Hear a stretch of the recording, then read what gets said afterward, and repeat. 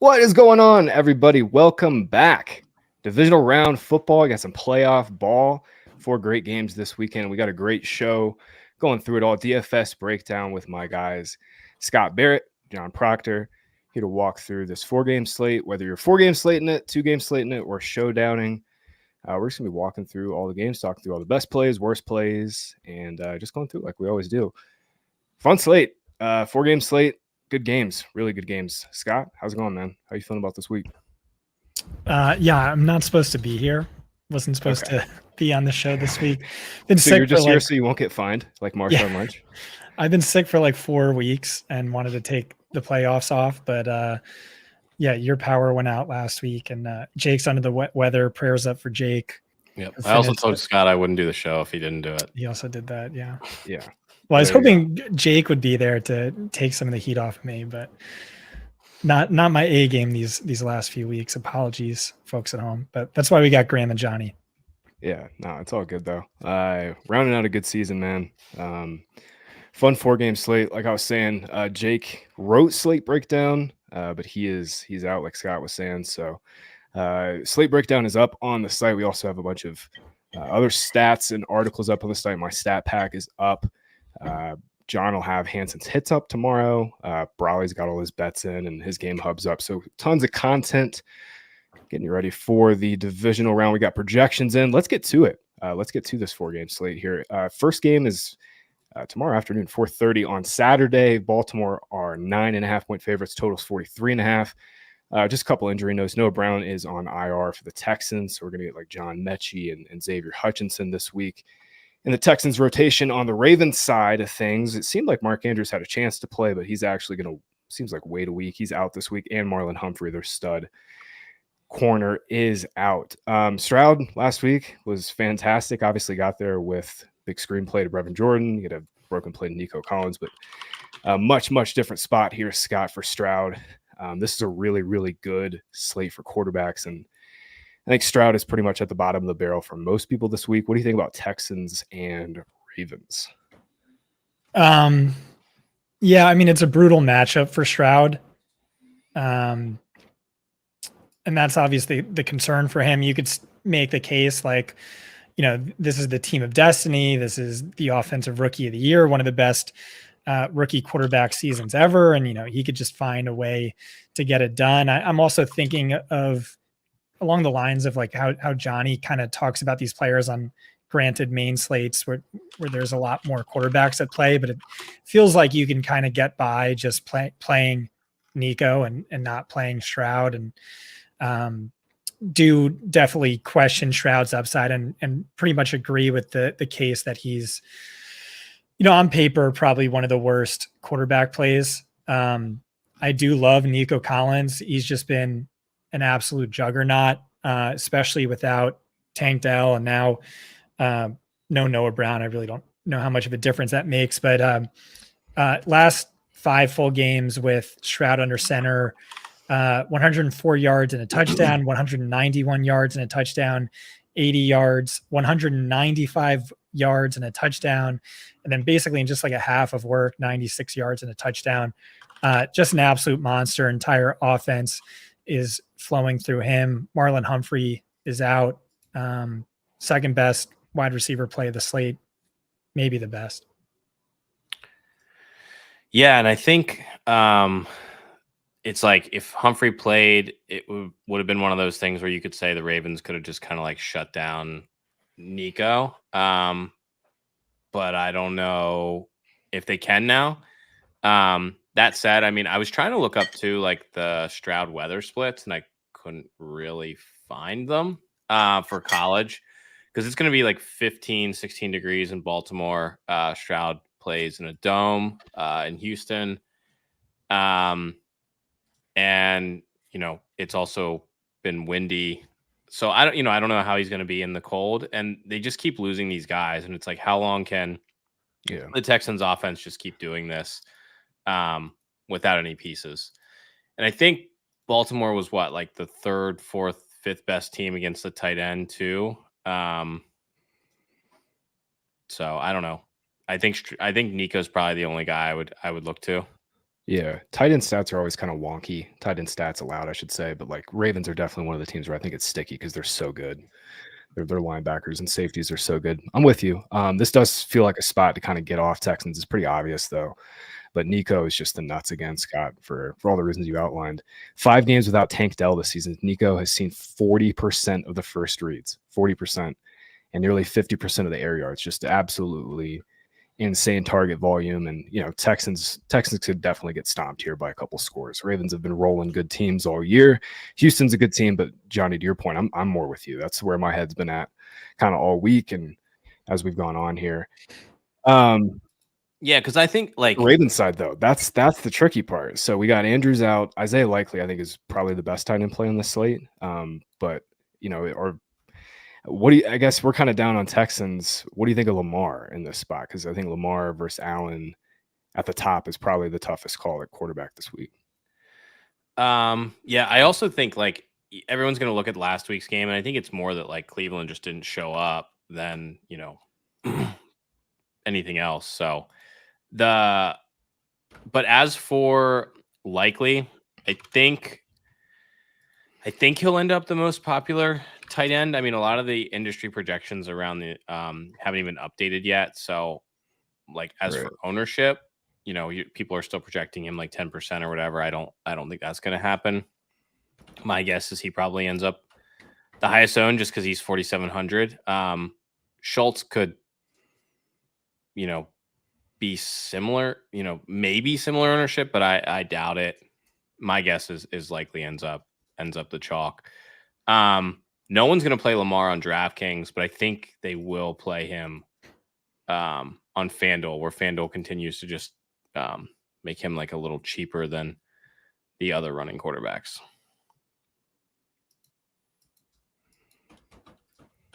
Scott, thoughts? Thoughts on who? Lamar? Lamar and Likely. Yeah.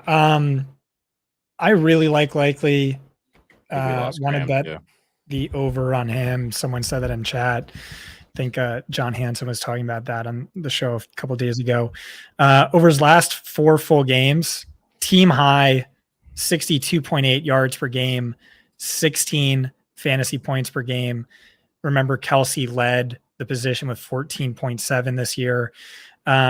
Volume hasn't been as good, and the touchdowns seem a little fluky. But the on paper matchup's really good. Basically, to me, he's just been like, you couldn't ask for anything more. You're basically getting a fully healthy Mark Andrews in terms of production, and he's coming at a fraction of the price. So, I really like Likely. I also like Dalton Schultz, however. He's been shredding too high coverage, which we'll see at a top 10 rate this week.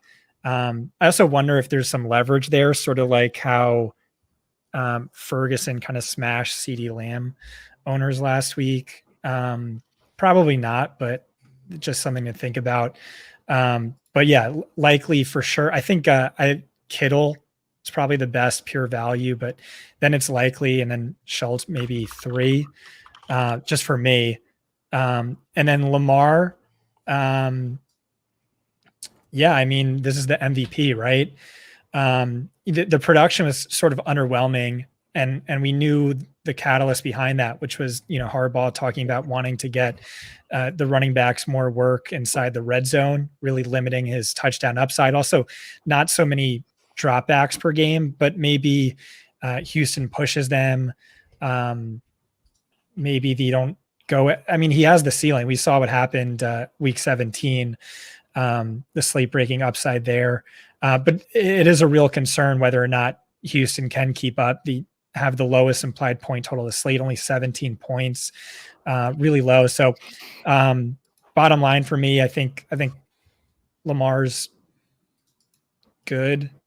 If I'm making 3 lineups, I don't know that he'll be one of those 3, but at the very least on the bubble, we still have to talk about Singletary and Flowers and OBJ and Mechie and stuff like that. But any thoughts on that? Yeah, I was going to bring up Flowers. So Flowers, like if you look at his red zone and end zone splits with and without Andrews, it's like he got like no end zone targets when Andrews played. And he got them when Andrews was out. So I think that's something to consider a little bit. But as his like target volume is just so up and down week to week. It's like you can get 10 or you can get like 3, which is always what's tough with him. And to your point, Scott, with Lamar, like I think we'll get something in between like that Miami game and the other games the rest of the season. The Miami game was definitely just like the push for MVP game. Right. But I do think like we'll see him running more in the red zone in the playoffs. Oh, that's a great point. Yeah. Quarterbacks always run more in the postseason. That's huge for him. Yeah. But like at the 1 yard line, they still like to use guys. Right. So, we're not going to see them throwing like 3 yard passes to the fullback, like just to like dick around, like they did against Miami. But definitely we'll see, I think, more rushing from him, from Allen and Mahomes. Probably even a little bit more from Purdy. Yeah, Allen's been running more. He could just go God mode in this game, but I think I like Lamar a little more than you guys. Flowers is interesting just because his production's been so much better without Andrews too. I mean, by fantasy points per game, he's like the wide receiver 14 when Andrews is out, and he's like outside the top 50 when Andrews plays. So Flowers is definitely on in play for me more than normal, and he's a little overpriced, but I just really like Isaiah Likely. We hit Isaiah Likely over 34.5 yards on FanDuel. That's already been bet up. But he's a really, really strong play. You got to keep in mind, he's basically a slot receiver, and the Texans gave up the 3rd most yards per game to slot receivers this season. So just throwing more fuel on the fire to Likely. Scott, you brought up Devin Singletary. He's tricky, man, because we know the role is going to be awesome, but we also know he's probably not going to get a ton of dump offs. Stroud just doesn't dump off a ton. He's going to be out there a ton. He's 5,700. He's a really strong technical value. But I just really question the ceiling. Yeah, I mean, even the floor. He's scored over 13.5 DK fantasy points just twice over his last 8 games. But I mean, like typically, this is what we're all over. It's not that cheap, but like cheaper running back locked into an 80+% snap share. I think Jake wrote him up as the 2nd best running back value on the slate. I don't know if that's where I'd have it, but yeah, that probably wouldn't be where I have it, but for median, maybe for cash. Yeah, that's how he wrote it up. Back to Flowers though. So I was like the world's biggest Flowers hater. And like that never really burnt me. He didn't have a single game with at least 80 receiving yards up until his second to last game. He saw season high in volume, 13 targets, scored over 22 fantasy points. And then the next week, season high 106 yards and a touchdown on only 3 targets. But he cleared 22 DraftKings fantasy points in both games, 5 touchdowns over his last 5 games, 10 more targets than any other Ravens receiver over that span. I sort of waffle on the matchup. Like that Amari Cooper blow-up game, Houston lost multiple DBs to injury during the game. And if you take that out, they've been pretty good against wide receiver ones. They shut down Cooper last week, Michael Pittman before that, DeAndre Hopkins before that. So that's something I struggle with. To me, like I've just been a hater all year, and he just feels like a little overpriced and a met play, but I could see him hitting. Still, he would be pretty low in my desire to get him on a lineup. Yeah, that's fair. I mean, the other thing is Beckham's overpriced too. He's gonna.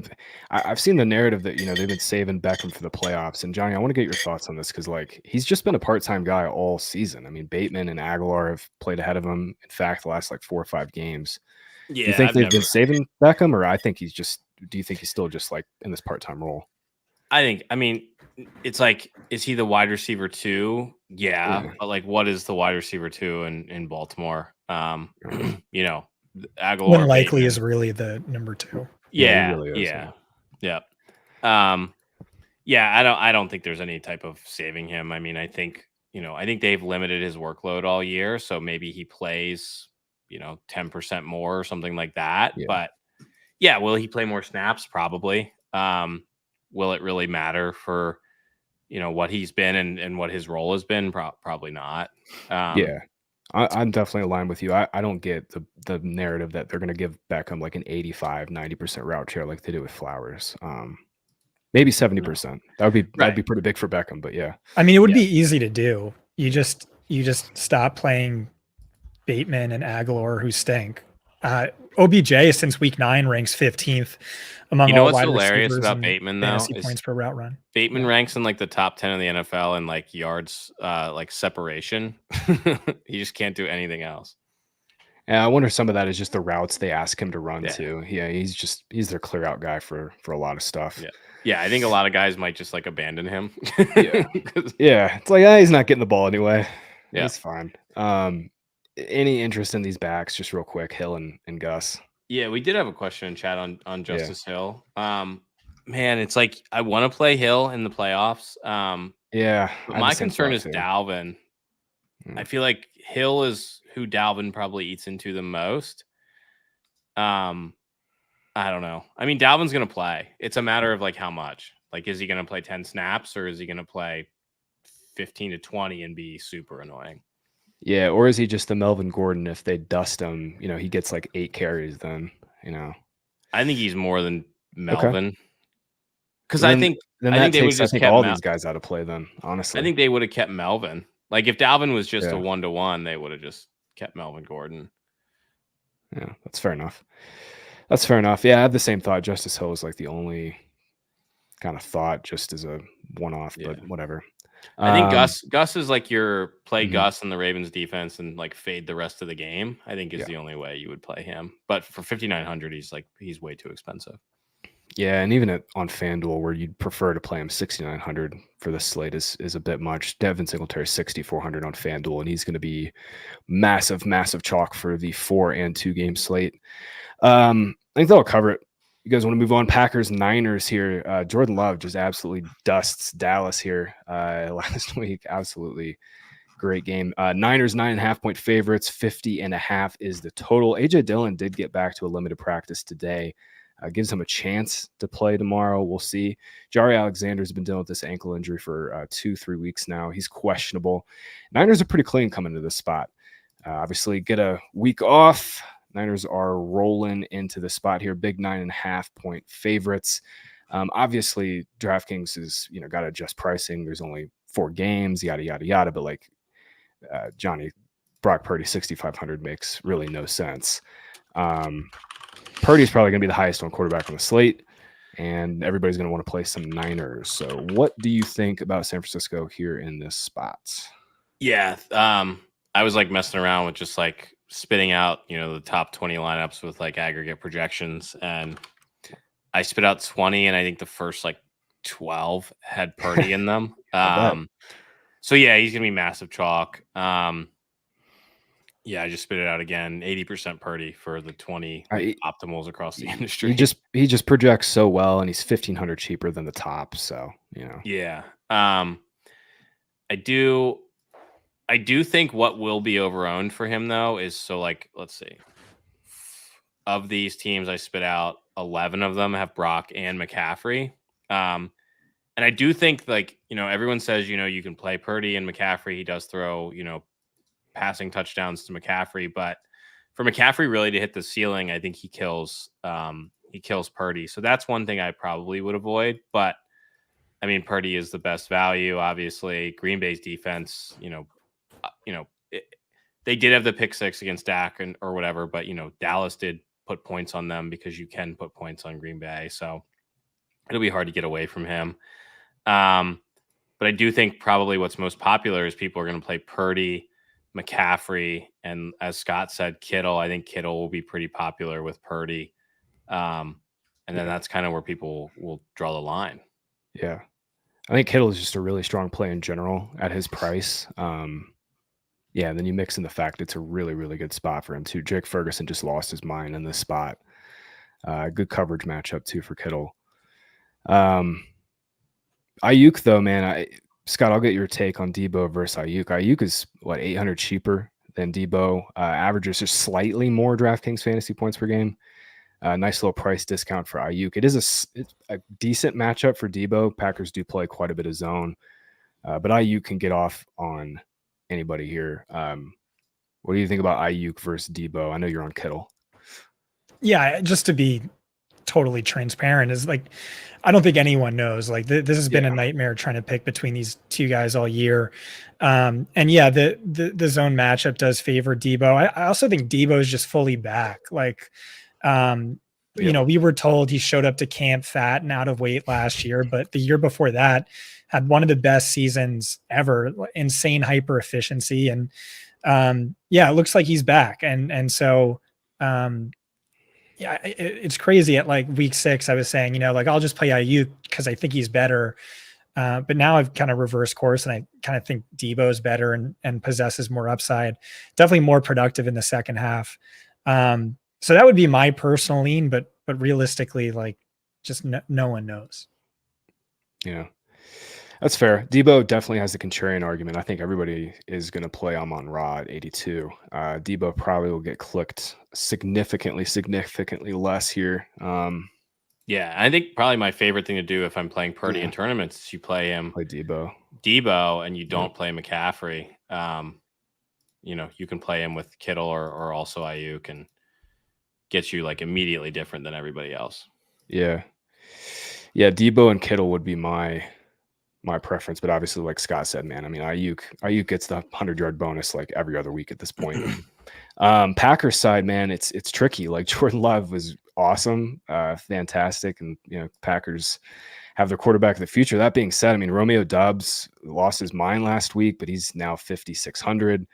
They went with a full-blown rotation after that, like Jaden Reed and Dontavian Wicks split time. Obviously, we're going to expect Christian Watson to play more this week, but Proctor, I got to ask, man. I mean, this Packers, it's tough to stack. I mean, obviously, Aaron Jones is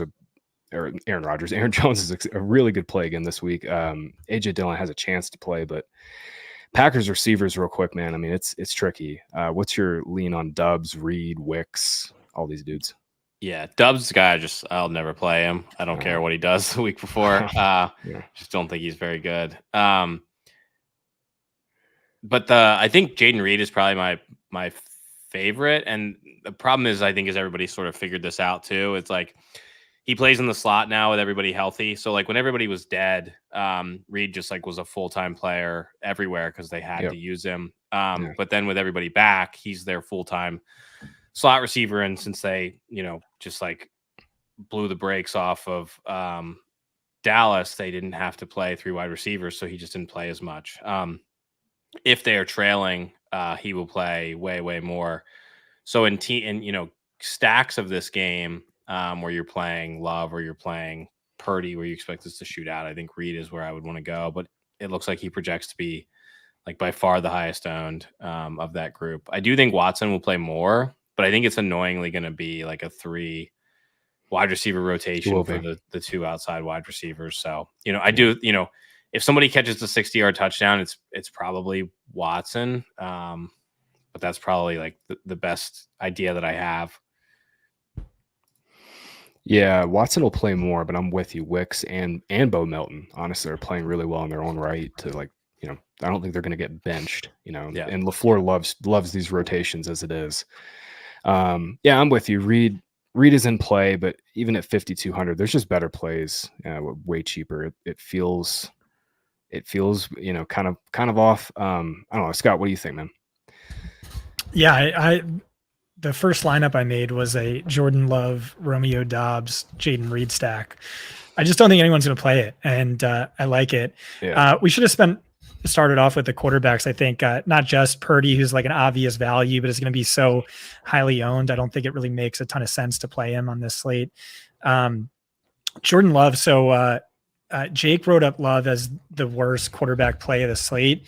And I think he's going to be owned as such. But yeah, I was talking to Brett about this, Brett Whitefield, who thinks the Packers win. And he thinks Love goes nuclear because the 49ers have this amazing pass rush and then one of the worst secondaries in all of football. And Green Bay might have the best offensive line in football. And so anytime San Francisco has played a team with a good offensive line, they've just been annihilated through the air. And you look at what Jordan Love has done. He's been easily one of the most impressive quarterbacks over the last, 6 or 8 weeks or so. And you can like quibble with maybe the upside a little bit just in terms of raw production. But like, really, I just think there's like room for more. Like he's just played at such a high, hyper efficient level. Like I think he's leaving some points on the board, partly due to game script. And we know quarterbacks are positively correlated. So if you're going to like Purdy, you should like Love. And I love Isaiah Likely and I like Jordan Love this week. Hey. And he's just like super cheap to stack, and there's upside there. Where it gets annoying is it's like hard to pick who to stack, which makes it tricky. But like for an MME player like Johnny, I would make a ton of different Love dub stacks because I think they can all get there. And I know Johnny thinks Dobbs stinks, and he probably does, but LaFleur is like, he'll play. Huh? I'm saying he'll play a ton. I just don't think he's good. Yeah, that's fine that you don't think he's good. I'm saying it doesn't really matter. I don't know that any of these guys are really that good. I think Matt LaFleur is the most underrated offensive play caller in the NFL. I think he's top 5. He's doing an amazing job of getting these guys open and in the right spots where Love can hit him and taking advantage of mismatches. And so, we saw Dobbs' upside last week. We've seen Watson's upside at times. I do really worry about that injury. I think I'd feel even a little bit more comfortable with Reed, who 3 targets, no catches last week. But I mean, he was just as hurt as he was the week before, turned 4 targets into 112 yards, was on an unreal heater before that. I think it was just because they had both tight ends and they were just running the ball down Dallas's throat. So they just didn't play him. Yeah. Yeah. And to that point, I mean, I'm kind of in on Tucker Kraft as opposed to playing, I don't know, Dontavian Wicks or any of these guys. Tucker Kraft's just 3,100, ran 12 routes to Luke Musgrave's 5 last week. So, obviously expecting Packers to have to drop back 35, 36, 37 times here. So, Kraft and Love stacks makes a ton of sense. And I'm not sure a ton of people are going to play. I think more people are going to want to play K-Dot and kind of chase that. But Kraft is cheaper than Luke Musgrave. So I like him quite a bit if you're stacking him with Love or Jaden Reed. Kind of aligning with Johnny and Scott on that one. Anything else we missed from this game? Aaron Jones, what are we doing? Yeah. He's a really great play again. I mean, I think it really does. I think if AJ Dillon does play, it kind of does kill Jones's projection a little bit, at least in terms of ceiling, just because we know Dillon's going to get goal line stuff, but he was limited today. Packers are obviously super conservative. I don't think he plays, but I thought that too, but Watson played and was legitimately limited for a playoff game. I don't know, and that's why I'm thrown off because Watson played, so I'm okay, Packers letting him play, he's gonna be fine, and then he played 8 snaps or whatever. Yeah, he ran 6 routes. Watson ran 6 routes. So I mean, if Dillon plays, he'll probably be very limited, but it could be he gets the 1 goal line carry, and that kind of screws Jones, but. Yeah, it definitely is a little bit of downside risk, but not enough to move me off of Jones entirely, I don't think. I mean, he's a really, really good player again. Yeah. Yeah, and Scott, if you think Packers win, I mean, not to say you think, but if someone thinks the Packers win, Packers D and Aaron Jones is a fantastic tournament play if you think they win the game. Yeah, I kind of see it as a shootout, this game, but definitely could be that. I think AJ Dillon increases the bust risk, but the upside is still there. It would be stupid to give AJ Dillon any touches, even inside the red zone, but it's just that's what they do. Yeah, that's the one thing LaFleur has done poorly this year is continue to use AJ Dillon. I mean, they should just honestly use Patrick Taylor or one of these other dudes. Also, I mean, it's just whatever. Devil's advocate, Aaron Jones was hurt for most of the year.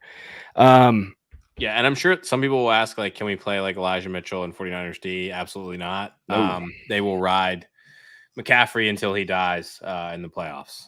Yeah, you're going to get 99% snap share of McCaffrey. That's for sure. The only time he's coming off the field is if his shoe falls off or something. All right, Bucks Lions. This is my favorite game of the week here. Bucks Lions in Detroit. Detroit is getting 6. They were at 6.5. Got hammered back down to 6 here. 49.5 is the total. Chris Godwin pops up. He had a knee injury on Wednesday, but he's off the injury report now. Chase Edmonds has a toe injury, and that is actually kind of significant. He's getting a couple drives in place of Rashad White. So keep an eye on Edmonds this weekend. And on the Lions side, Khalif Raymond is out again. He has a knee injury. It's just going to further condense the routes between Reynolds and Jameson Williams here. So fun game. I will say on White, he got hurt in the last game. I forget exactly what it was.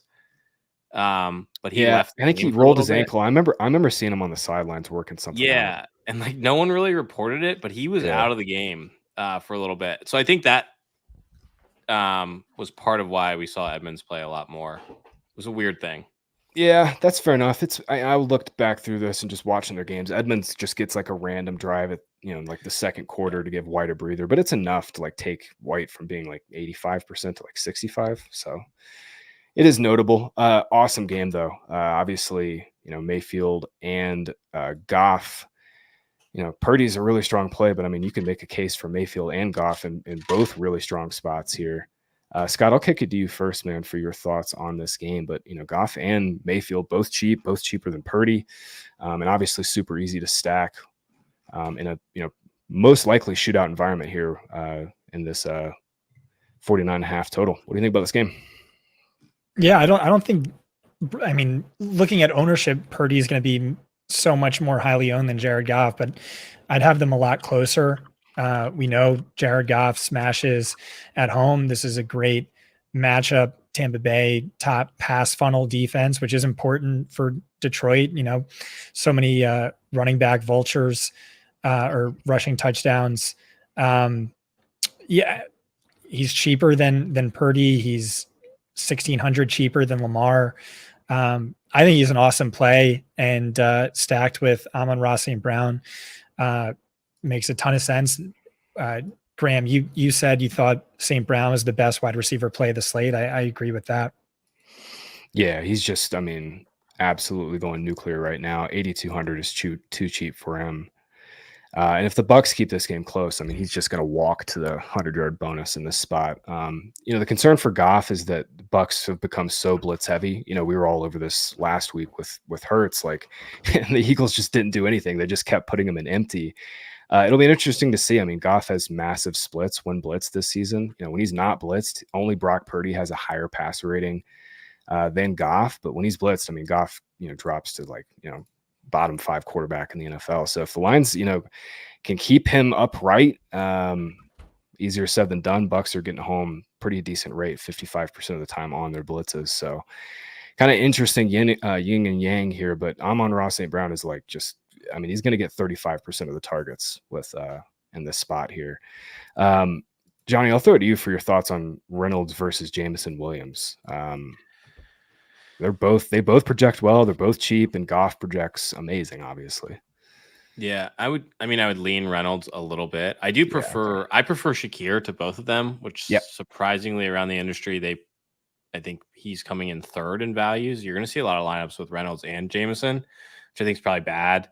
I do think I do lean Reynolds though, because I think he has a chance to get like more target volume with Khalif out. But Jameson is like, if you're playing a lineup that you are hoping to get, 101 out of, I think you're more likely to get a big play from Jameson Williams. Like if you're playing Goff or you're playing Baker and you want this game to just speed up. To your Bucks point though, someone had asked in chat, my favorite for tournaments, like running back defense pairing, and it's Bucks and White, because I think, if you get bad Goff and you get a Goff meltdown, and it's like real bad, and we've seen, real bad Goff games in the past, then you'll probably need the Bucks if we get one of those. So 2,500 with how they blitz and how Goff, his history, I think they're pretty good. That said, I do think, with the Lions offensive line healthy, I don't think that's the most likely outcome, obviously. So I would lean Reynolds, Jameson for upside. And I do think Laporta's a little interesting. I think he'll play a lot more this week too. Price makes him hard to play, so in tournaments he'll be sort of like non-owned. Yeah. No, I love Goff with St. Brown, obviously, plus Laporta for that reason.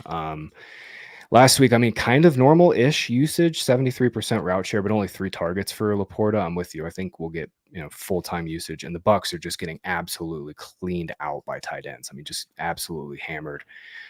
Given up 41 catches, 420 yards, 5 touchdowns over the last 6 games to tight ends. It's a really, really good spot. I don't think Laporta is fully healthy. I think that's kind of priced in. But yeah, he's a really strong play in Goff stacks. I'm with you on Reynolds over Jameson Williams. I think it is a little close, but last week it was interesting. Reynolds got 35% of the first reads on the lines, tied with Amon-Ra for the team high. I don't think he's very good, but I mean, this is an awesome spot. And if we think Bucs keep this close, Reynolds is in a really good spot here. Scott, I'll toss to you for your thoughts on this game and your thoughts on Bucs and Mike Evans, Chris Godwin, all the things here. I don't know. Baker's strong. He's not too far off Purdy and Goff. It's a really good matchup. Looked healthy last week. Really amazing matchup. He's been on fire. It's the best matchup on the board, I think. Yeah. Honestly. Yeah. I mean, Lions have just gotten shredded through the air. Nearly 300 yards per game. Yeah, man, Baker's a really strong play. Goff at home is always really good, but I kind of think I might prefer Baker straight up over Goff in this spot. Obviously, I think Evans is like the best tournament play on the slate. Yeah. I wanted to ask you about that. Godwin projects well at 6,300, but I'm with you. I think people are going to get off of Evans with Nico there at 71.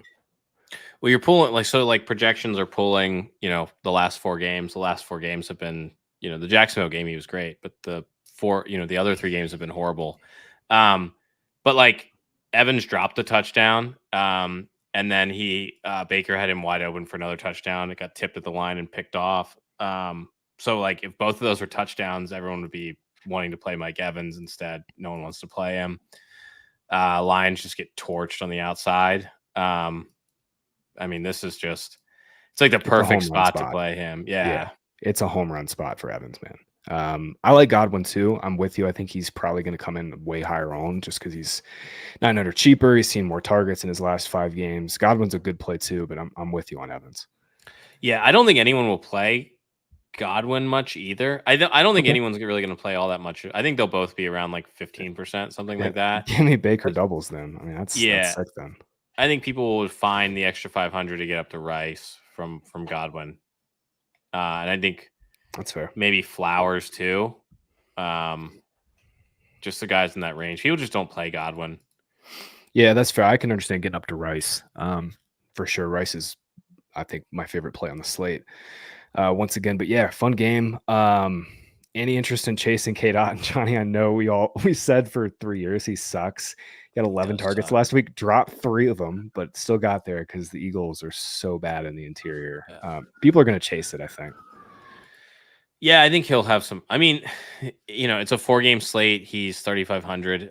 It's a good price for a guy who will play. He plays 80% of the snaps or whatever it is. He runs all the routes. He's not good at all. He's like fine, but he's not like an elite tight end. So, you're going to get 10 yards a catch from him, and whether he gets 2 catches or he gets 6 catches, more likely to get 2. Yeah. I'll just say, Purdy is going to be the highest owned quarterback on the slate, but talking through this more and, going through it with you guys, I mean, honestly, you can make a case to get away from him just because I think Mayfield and Goff are such strong plays. And this game, 49.5 is the total. I mean, obviously this game has path to get there to 65, especially if Bucs show up. And there was a quote from Bowles about he said something like they threw the ball last week because they knew they were the underdogs.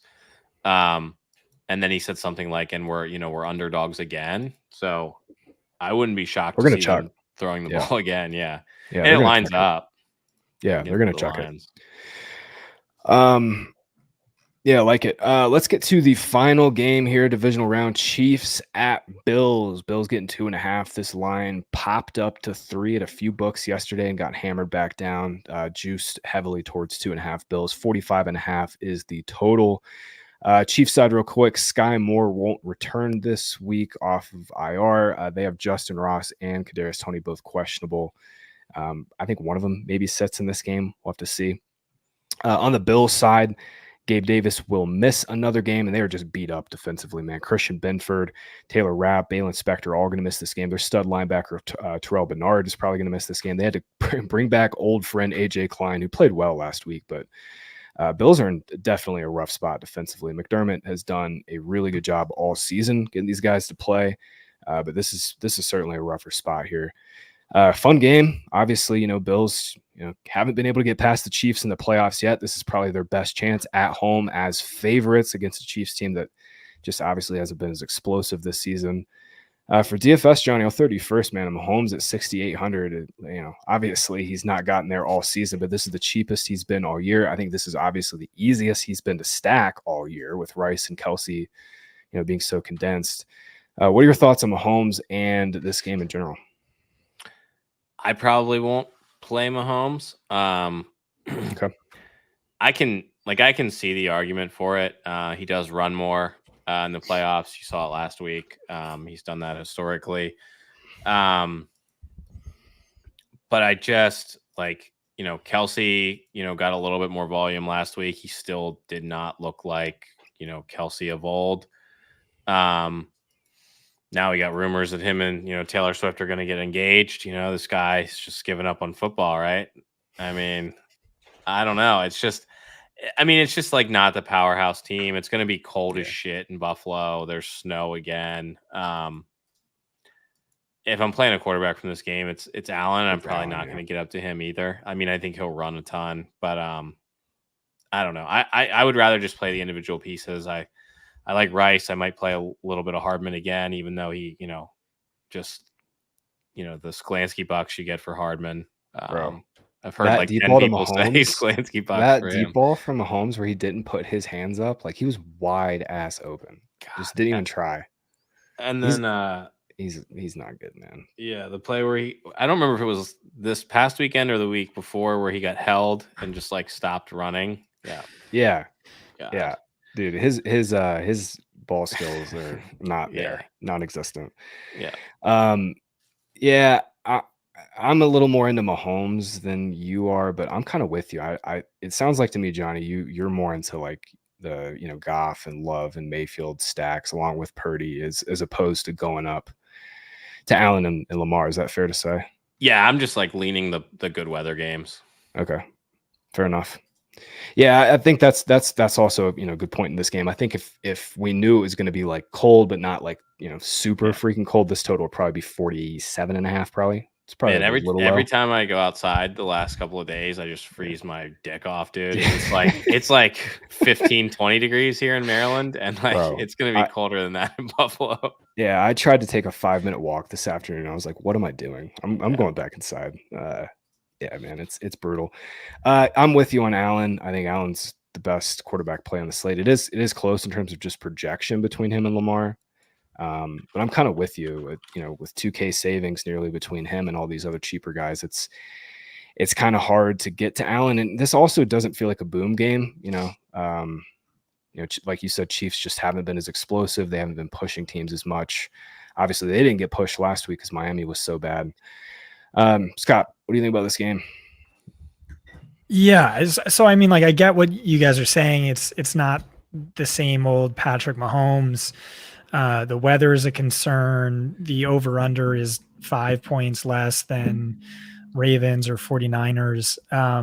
But the last time these two teams faced off, the quarterbacks combined for 844 yards, 8 touchdowns, tons of rushing production. I mean, would it really shock us if this was a throwback, just Allen Mahomes shootout? I don't think it wouldn't surprise me. And I could see this game kind of going under, what it should in terms of ownership, given its like blowout potential. I think it would surprise me, man. Yeah. Yeah, I'm kind of more with Johnny. I think it would surprise me too to see like this turn into like a 65-point game. It just Mahomes feels like both offenses are different. Yeah, and Scott, we were told that Bills just haven't been able to, Joe Brady's not able to scheme an offense, a passing offense like Ken Dorsey was, and I think that's kind of somewhat true. We've seen that with Diggs. Like Diggs' usage has just been like all over the place. James Cook's receiving usage has just like died in the last month, even though he's an amazing receiver. It's weird. It's a weird game. I will say I do like Mahomes relatively a little bit more, but yeah, still. I think the 45.5 total is just right. Bill's side, man, I mean, it's pretty simple. This week, Shakir is just a really, really strong play. Johnny, I think you might have brought it up a minute ago, but I'm with you. I think Shakir is not only like way better than Reynolds and Williams, I think he's one of the best plays on this slate.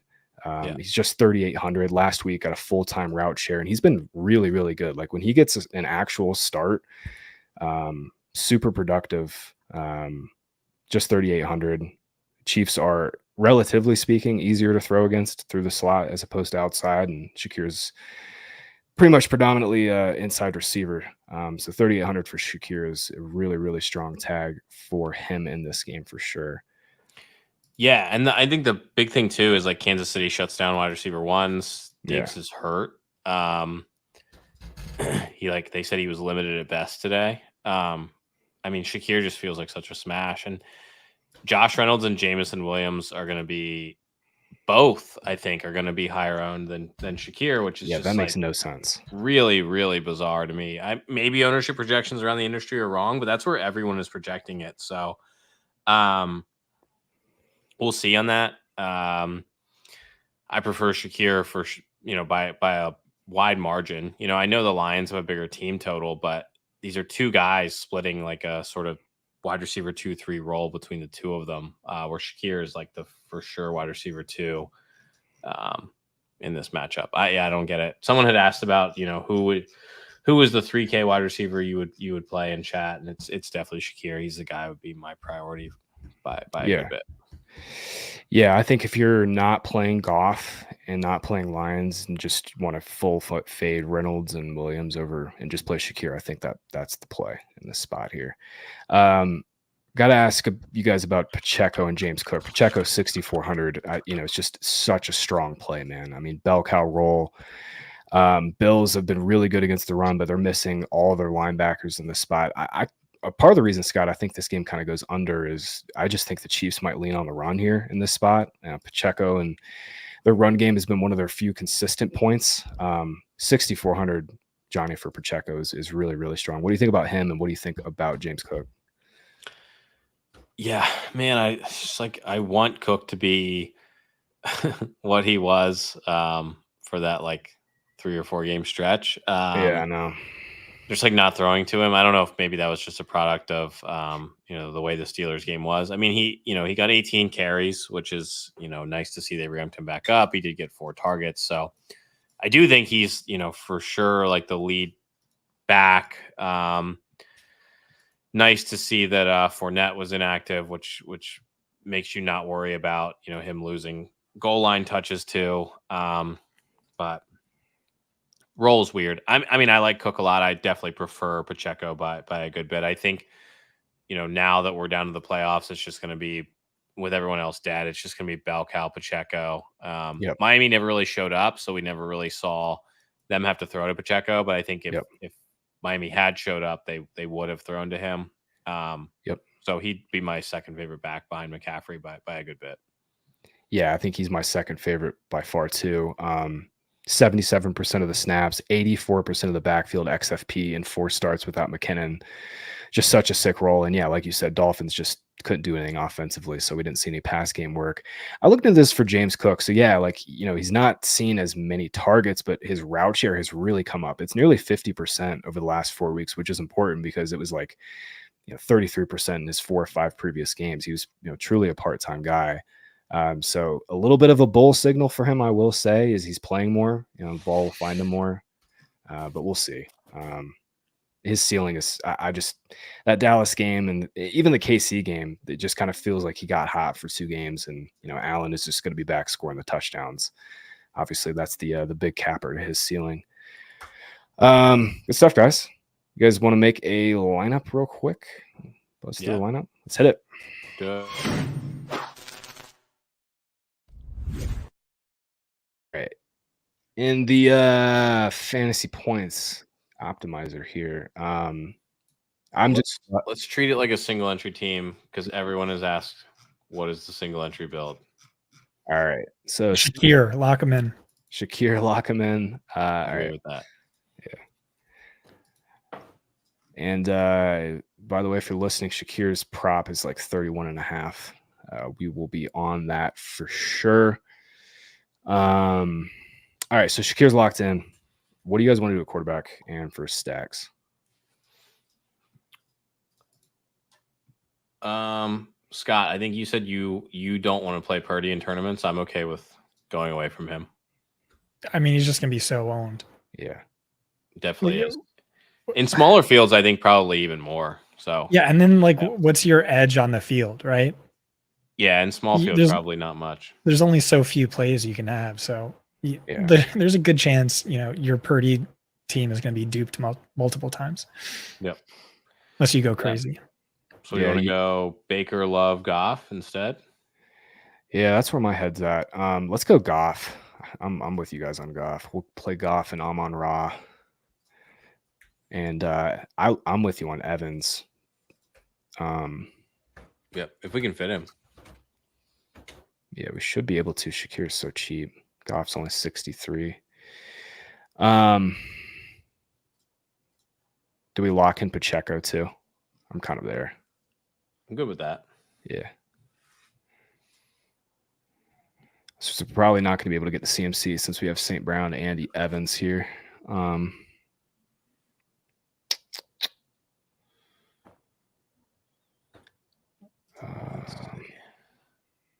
For tight end, Kittle or likely.